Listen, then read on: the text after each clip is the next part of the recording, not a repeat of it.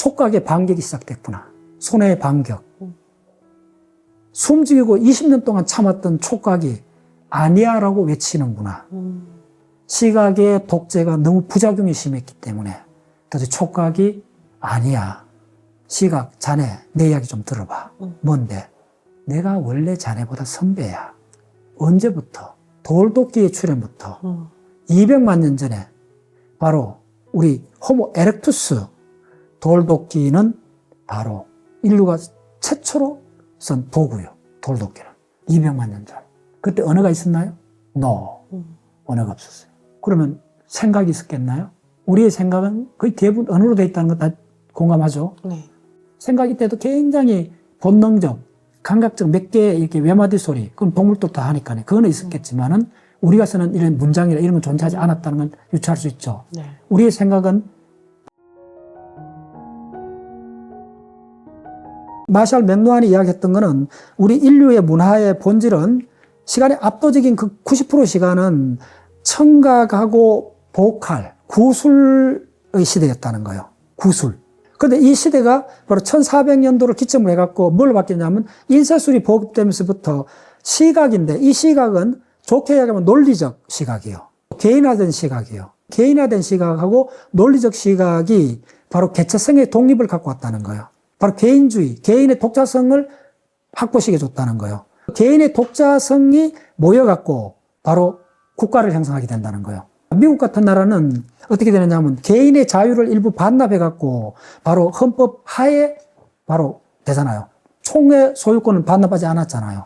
개인의 야성을 그대로 갖고 있는 거예요. 미국 사를 간통하는 가장 중요한 게 총기 문제는 우리는 잘 이해를 못하는데 그게 간단찮은 문제라는 느끼잖아요. 미국의 건국은 개인의 자유를 일부 줄여갖고 50주의 헌법 시스템을 만들면서 개인의 자유 일부를 한량해갖고 넘겨줬다는 거예요.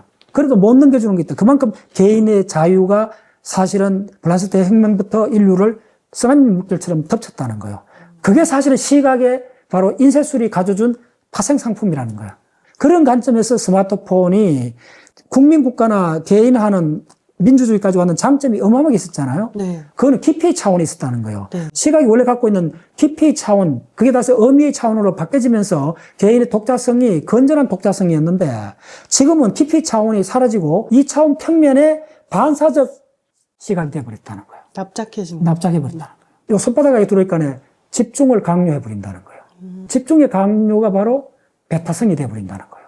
옆에 누가 있어도 오늘 내가 KTX 타고 갔어요. 아무도 옆 사람하고 대화하지 않는 거. 책도 안 읽고. 뭐가 사라졌나 하면 창밖을 보는 사람이 사라진 시대. 어느 누구하고도 대화하지 않는 시대. 대화는 하긴 해요. 누구하고 하느냐 하면 물론 뭐 친구나 가족 그런 대화는 하는데 타인하고 대화를 하지 않는다. 나하고 관련 없는 사람하고 대화가 정확하게 사라진 시대입니다. 지금 그게 왜 그렇게 됐는가가 우리는 각자 고립된 섬이 된 거예요. 그게 인쇄술이 갖고 온 독자성이에요. 그게 끝판왕이 지금 우리가 보고 있는 거예요. 자, 몇몇 10년 전에 텔레비 드라마에 여로란 드라마가 있었어요. 우리나라 방송 사상 시청률이 그때 어쩌냐면 70%가 넘었었어요. 상상할 수 있나요? 여로란 말이 한 여자의 일생의 그거잖아요. 이미자 우리 선생님이 불렀던 그 노래 참 너무 이렇게 가슴이 와닿아요. 그때 당시 박 대통령부터 전 국민이 그 시간은 그걸 봤다 하잖아요. 모든 사람이 그때는 한마음 그게 됐어요. 그거는 한 사람이 아니잖아요. 동시에 같은 시간, 같은 공간, 같은 느낌을 공유한 시대가 있었다는 거예요. 지금은 4천, 5천만이 각자가 각자의 세계에 함몰돼 간 거예요. 텔레비전은 그렇지 않았다는 거예요. 텔레비전은 시각 위주긴 하지만은 그 배경 드라마 스토리가 있고 이렇기 때문에 입체화된 시각의 본래 그 기능, 시각 중심으로 통합을 한 그 드라마가 전개가 됐기 때문에 그게 느낌의 공간의 세계를 펼쳐가고 전 국민이 같이 느꼈던 그거였어요. 그 힘으로 우리나라가 경제 개발하고 나중에 민주화까지 하고 모든 게 일어났던 게 전 국민이 한 개 텔레비 본 그 드라마 그 힘입니다. 네. 그때 했던 게 뭐 전국 팔도강산 그 프로나 뭐 이때는 시각의 장점이 있죠. 전 국민을 하나로 뭉쳤으니까요. 근데 지금은 각자 5천만 명이 5천만 개의 스마트폰을 통해 갖고 그 5천만의 독립된 다른 우주에 살고 있는 거예요. 누구하고도 연결이 안 돼 있죠. 그럼 물어서 그래도 내가 문자 보내는데 촉각을 통해 문자를 보내는데 그게 아니라는 거예요. 그 촉각은 가상 촉각이라는 거예요. 지금 인류는 지금 마샬 맥루한이 그걸 아주 성견지명으로 그걸 밝혀냈어요. 인쇄술이 바로 시각이고 그 시각이 결국은 바로 개인의 내면의 삶을 추구했고 그래서 국민국가까지 가서 이게 긍정적 기능을 했는데 시각의 이 독재 세 가지 키워드입니다. 시각의 독재. 지금은 지난 20년 사이 모든 감각이 시각화돼 가는 거. 모든 감각의 시각화. 보여줄까요? 느낌조차도 시각으로 바뀌었습니다. 그걸 뭐라 그러죠? 이미트콘. 우리가 감탄사를 이야기하지 않고 1초 만에 이미트콘을 보내잖아요. 그게 바로 감정의 시각화야. 시각으로 전달하잖아요. 그래서 그걸 뭐라면 모든 감각을 흡수해버린 거예요. 모든 걸 시각을 통해서 표출하는 거예요. 그럼 시각이 주도권을 잡았으면 책임도 있어요. 가장 장점인 입체감. 이게 2차원 평면으로 압축하면서 원근법이 사라져버린 거예요. 그리고 시각이 2차원 평면으로 전락해버린 거예요. 2차원으로 바뀐 이 시각이 결국은 정서를 2차원 평면으로 바꿔버린 거예요. 시각의 깊이가 사라지고 정서의 깊이가 사라져버린 거예요. 그래서 지금은 시각 독재 시대. 여기서 이제 반격이 일어나는 게 손의 반격이에요. 촉각의 반격이에요. 촉각의 반격은 의외로 역사가 깊습니다. 적어도 200만 년이 됐습니다.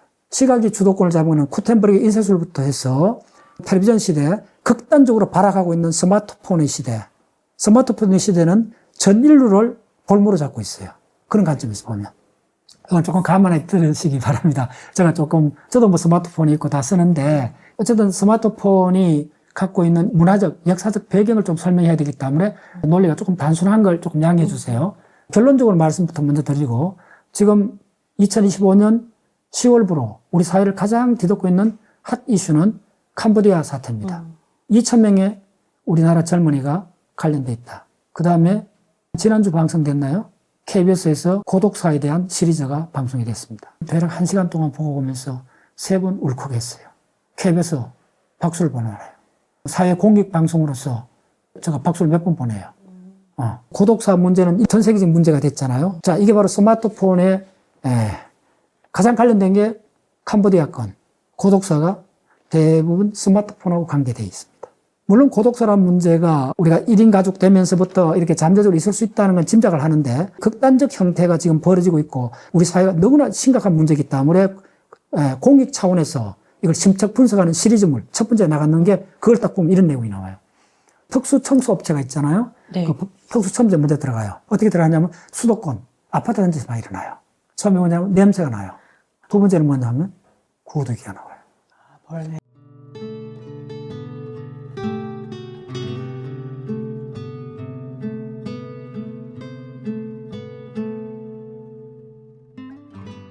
그 아파트, 현대식 아파트에 구두기가 출연해요. 그 방송 보시면 됩니다. 다 나오는데 특히 주목해야 될 게 마지막에 어떤 용기 있는 어떤 한 분이 자기를 취재해달라고 KBS가 요청을 한 거예요. 요만한 아파트요. 들어갔는데 문을 열고 딱 들어가는 순간 거실에서 발을 디딜 틈이 없는 거예요. 온갖 종류의 페트병, 라면 봉지, 컵라면 컵. 자기를 취재해달라는 그 주인공은 누워있는 장소를 가르쳐 주는 거예요. 거실 그 코너에 말 그대로 자기 몸 하나 딱 누울 수 있는 공간밖에 없어요.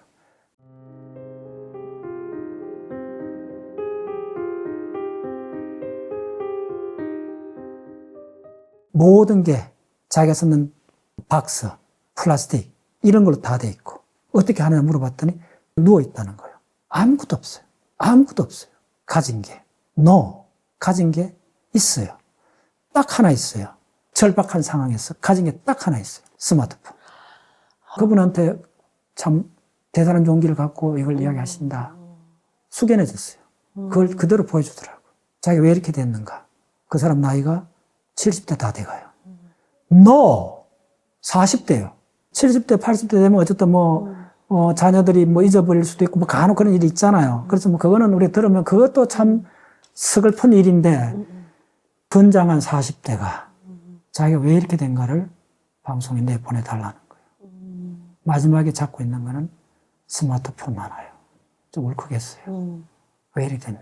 그 사람 유일한 생물줄이 스마트폰이었어요. 어떻게 하느냐 하면 고맙다는 의미를 넘어서는 거예요. 이거야말로 우리가 어떻게 뒤집어 보면 마지막 상황에서 저거 하나밖에 없나 단타를 눌러요.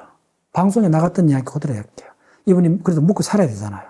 컵라면 사 먹어야 되잖아요. 스마트폰에 광고를 눌리면 10원서 뭐 이렇게 카운트 된대요. 그런 게 있대요. 네네. 그리고 그걸 몇 시간 눌린대요. 그대로 해갖고 그 옆에 있는 그 저 편의점에 가갖고 딱 줘갖고 컵라면 하나 바꿔갖고 먹고 다시 웅크리고 있는 거예요. 우리 시대의 자아상이에요. 폐쇄된 시각이 만들어낸 공간이 다 압축돼 버리고 어떤 관계도 다 끊어지고. 왜 관계가 끊어졌을까요? 자, 캄보디아 이야기를 해볼까요? 주로 지방대 학생들이 직격탄을 받았죠. 그 사람들이 금융사기나 뭐 보이스캠 뭐 온갖 하는 이 모든 것들은 최고급으로 쓰는 가장 어려운 스마트폰 기법이잖아요. 이걸 전부 다 범죄 수사단에서 가장 어려운 게 이 비밀번호 풀고 비밀로 주고받는 그런 메신저 뭐 있잖아요. 나는 카카오톡도 하지 않아요. 저한테 스마트폰이 있는데 항상 스마트폰은 가방에 다녀요. 이걸 왜 손에 들고 다녀? 이 무거운 걸. 이 균덩어리인데. 물론 전화가 오고 시계를 봐야 되니까 시계도 안 차고 다니니까 시계 보는 용. 간혹 이제 급한 문자 보내야 되니까 문자 배운 지도 몇 년 안 됐어요. 어떤 인터넷도 안 찾아봐요. 왜 이걸 좁은 공간에 찾아보지? 집에 가면 40인치 모니터가 있는데 당연히 들고 다니지 않죠. 우리 호모사피엔스의 마지막 구원의 수단이 구출의 수단이 이거밖에 없습니다. 생명줄인 동시에 모든 걸 이거다 다 맡긴 거예요. 그러니까 잠시도 놓아두면 불안해서 뭐 있는 거예요. 무슨 얘기를 하고 싶은가 하면 왜 이렇게 됐나? 왜 이렇게 됐나? 시각이 독재를 한 거예요. 그럼 잘못하면 되잖아요. 시각의 가장 중요한 기능인 입체감, 공간을 조망하는 통찰이 뭡니까? 본다는 이야기예요. 꿰뚫어 본다는 이야기예요. 이거는 깊이가 있어야 돼요. 근데 이게 2차원 평면으로 바뀌어버린 거예요. 여기서 문제가 생긴 거예요. 딱 소나기 들어오니까 전부 다 개인의 손의 연장으로 돼버린 거예요. 스마트폰 하나 있으면 다른 우주가 있는 거예요. 근데 그 우주는 착각하지 마세요. 감각적으로 기형화된 우주입니다. 2차원 평면으로 바뀐 3차원의 헛개비입니다. 헛개비. 그 헛개비에 우리는 홀려갖고 빠져나올 수 없어요. 환상은 빠져나오기 어렵습니다. 그건 하나의 세계를 형성하기 때문에. 근데 그 세계는 몸을 갖지 않습니다. 여기서 가장 중요한 개념이 뭐냐 하면 우리의 몸이 탈물질화 되어버리는 거예요. 그게 바로 만화입니다. 만화가 굉장히 범람하잖아요. 이게 거대한 산업이 되어 있잖아요. 네네. 웹툰 시장. 웹툰. 네. 만화의 순기능은 초등학교 때 그 책을 접하는 도입부용으로 이제 만화를 봤어요. 저도 만화를 초등학교 6학년 때 많이 본 기억이 나요. 이제 도입할 때 도움이 돼요. 학습 만화 같은 도움이 돼요. 일부 학습 만화는 괜찮은데 이 만화를 딱 꼬집는 핵심 이야기가 뭐냐면 만화 영화들 있잖아요. 근데 만화를 보면 어떤 느낌이 들어요? 그거 사람 있고 그거 동물도 나오고 재밌어요. 재밌는데 가보면 만화는 두 가지 특징이 있어요. 사람이 나오는데 몸을 갖지 않은 거예요. 물질이 없다는 거예요. 물론 그게 2차원 평면에 표현됐기 때문에 그러긴 한데 그걸 넘었어요. 2차원 평면에 표현돼도 인상파 하가의 위대한 그림들을 보면 럼브란트의 자화상 같은 걸 보면 2차원 평면에 표현됐는데도 그 얼굴에 그 럼브란트라는 대가의 얼굴의 표정에 그 사람 살아온 모든 이력이 입체로 다 느껴지잖아요. 그거는 의미의 입체를 획득한 거예요. 그러니까 그건 위대한 거예요. 근데 만화는 어떠냐면 그거에 몸이 빠져버리는 거예요. 모든 게 2차원 평면을 갖다 해갖고 그 입체감이 빠지는 것이 아니고 예술에서는 2차원 평면 속에도 입체감을 만들어내요. 피카소를 입체파라 부르잖아요. 근데 그 그림은 엄밀히 2차원 평면에 표현됐잖아요. 근데 입체적으로 느끼잖아요. 그건 위대한 예술이 되는 거예요. 근데 내가 만화는 그 차원까지 못 넘어간다는 거예요. 어떤 측면에서 보면. 만화는 탈물질화 해버린다는 거예요. 왜 탈물질화 하느냐 하면 만화를 보면 계속 장면이 바뀌잖아요. 영원히 현재를 끊임없이 불러오는 거예요. 만화에서 과거를 표현하는 게 굉장히 어렵다고 느껴져요. 물론 만화에 이제 말풍선으로 설명을 하면 이제 이게 과거인데 실제로 만화 영화를 보면 쫙 장면이 모든 게 현재화되고 모든 것이 현재화되기 위해서는 물질이 들어가면 안 된다는 거예요. 2차원 평면에서 물질을 못 나타내는 게 아닙니다.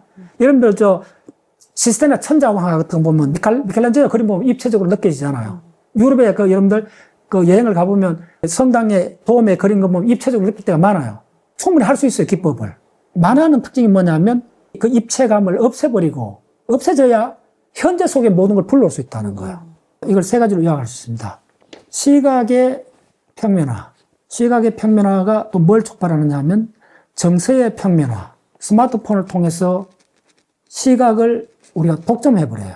그러니까 그 시각에 매몰되는 것 동시에 모든 것은 영원한 타인이 되어버린 거예요. 기차 안에서 어느 누구도 타인하고 이야기하지 않는 게 이게 최근 일어났던 일입니다. 열차를 탄 거예요. 옛날에 열차는 그 안에 김밥, 계란도 팔고 그랬잖아요. 네네. 계란도 팔고 어떻게 했냐면, 이렇게 마주보는 의자가 많았어요. 4명이 앉아갖고 그냥 이야기로 막 꽃을 피는 거예요. 카스테라 같은 거 막 사갖고, 모르는 사람한테 막 나눠주면서 말을 막 붙이는 장면이 나와요. 작가님, 지난 1년 동안 모르는 사람한테 한 말을 걸어본 적이 몇 번 있어요. 이렇게 모여가 있을 때 굉장히 궁금할 때가 있거든요. 이 사람이 뭐 다른 거 하고 있거나 뭐 신기한 거 하고 있으면 이렇게 그거 뭐예요? 물어볼 수 있잖아요. 그런 차원이요. 아예 내하고 관계 없는 건 아예 안 묻는데 옛날에도 내하고 직접 관계 없는데 그 사람이 하는 행동이 좀 재밌어 보여갖고 이거 뭐예요? 물어본 적이 있느냐고 지난 5년 사이에. 이게 중요한 질문이에요. 이게 우리 시대의 자아상이에요. 시간을 한 20년 돌리면 그렇지 않았어요. 예, 시장 바닥이나 어디 가도 좀 이상하고 또 재밌는 사람이 있으면 말을 걸었어요. 아무 관련 없어도. 그때는 세상이 타인이 언제든 말을 걸 수 있는 사람이었어요. 이제 단절이 무슨 말인지 아시겠어요? 그때는 동네 엄마들이 젖이 안 나오면 동네 이웃집 아줌마가 젖을 먹였어요. 이게 무슨 100년 전 이야기 아닙니다. 오케이? 우리 엄마 세대 때 다 그렇게 했어요. 일부. 자, 그럼 무슨 말이냐 하고 싶으냐 하면 우리가 지금 만나는 이 모든 거가 어디에 딱 매칭되느냐 하면 어디 한 20년밖에 안 됐다는 거예요. 95% 사건이 스마트폰하고 관계 있다는 거예요. 시각 전체가 아니라는 거예요. 텔레비전이 아니라는 거예요. 스마트폰이 왜 이렇게 됐는가가 지금 고독사, 캄보디아 문제 다 근본은 스마트폰이라는 시각적 매체. 시각적 그 매체가 전달하는 그 내용이 매체 그 자체가 내용이라는 거예요. 스마트폰 자체가 내용이라는 거예요. 무슨 의미냐면 스마트폰이 뭘 말해요? 시각의 형태를 바꿔버렸잖아요. 시각이 3차원 입체인데 2차원 평면으로 바꿔버리고 시각이 공유할 수 없는 시각이 됐잖아요. 스마트폰이 누구나 공유할 수 있다면 이런 문제가 안 생겨요. 비밀스러운 이야기 없어지죠. 금융 사기가 있을 수 없죠. 모든 사람이 같이 보면 혼자 보니까네 혼자 당하는 거예요. 당한 줄 모르고 당하는 거예요. 혼자 보니까네 누가 가까운 사람이 검증을 해주고 그거 아니야라고 해주면 되는데 낯선 사람한테 어떤 말도 못 거는 사회가 돼버리니까네 자기가 기억하고 있는 자기가 시각적 이미지에 모든 걸 의존하고 마지막으로 거기서 유일한 소통을 해버리는 거예요. 거기서 만나는 소통은 비밀 밴드를 통해 갖고 그 그룹끼리 만나요. 자, N번방 이야기 들으셨죠? 나 잘 몰라요, 그런 거. 스마트폰 뭐 대부분 어떻게 쓰는지 잘 몰라요. 수백 가지 있는 기능 뭐 쓸 때마다 화만 나요. 안 써요, 안 써. 그런 거 안 해도 우리는 충분한 그보다 훨씬한 다양한 무엇이 있었다는 거예요. 그게 뭐냐면 그게 바로 촉각이에요. 오마이 사이언스. 그래서 촉각, 구체적으로 손의 복권이 지금 드디어 인류를 반격하고 있습니다. 시각의 독재에 대해서 드디어 너무나 많이 당했고 너무나 많은 부작용이 속출하니까네 드디어 촉각이 드디어 참고 있다가 못해갖고 아니야 라고 소리친 메아리가 지금 우리 사회에 바로 올해 작년부터 특히 올해 쫙 가시권에 들어왔어요. 그게 뭐냐면 손글씨 쓰기. 두 번째 뭐냐면 뜨개질. 박수. 드디어 왔구나. 드디어 반격이 시작되는구나. 뜨개질. 요거 최근 유행됐다는 거 들어보셨죠? 요즘 남자들도 한대요. 저는 어떤 느낌이면 살았다. 드디어 촉각의 반격이 시작됐구나. 손의 반격. 숨죽이고 20년 동안 참았던 촉각이 아니야라고 외치는구나. 시각의 독재가 너무 부작용이 심했기 때문에 그래서 촉각이 아니야.